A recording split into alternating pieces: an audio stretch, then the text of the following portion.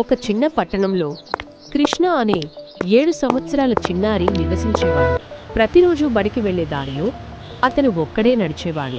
ఆ దారిలో ఒక అమ్మమ్మ ప్రతిరోజు ఒంటరిగా కూర్చునేది. ఎవరూ పట్టించుకోరు, ఎవరూ మాట్లాడరు. కాని కృష్ణ ఆగేవాడు. తన టిఫిన్ బాక్స్ లోంచి తీసి మెల్లగా ఆమె చేతిలో పెట్టేవాడు. అమ్మమ్మ తిను అని చెప్పేవాడు. ఆ అమ్మమ్మ రోజు ఆకాశం వైపు చూసి చేతులు జోడించి అనేది, దేవుడా, నాకు రోజూ అన్నం పెట్టేవారిని కాపాడు. అదే దారిలో ఒక చిన్న కుక్క పిల్ల ఒంటరిగా ఉండేది. అందరూ తన్నేవారు, కాని కృష్ణ మాత్రం దానికి బిస్కెట్లు పెట్టి తలను నిండేవాడు. మరుసటి రోజు స్కూల్కి వెళ్లేటప్పుడు అమ్మమ్మ దగ్గరికి వెళ్ళాడు. జాగ్రత్త బేటా అని అమ్మమ్మ చెప్పింది.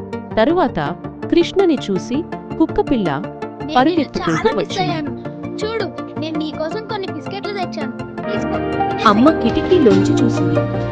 కృష్ణ అమ్మమ్మకు కుక్కపిల్లకు అన్నం పెడుతున్నాడు. అమ్మ మెల్లగా నవ్వింది. తన్నీళ్లు తుడుచుకుంది. మంచితనం చనిపోలేదు.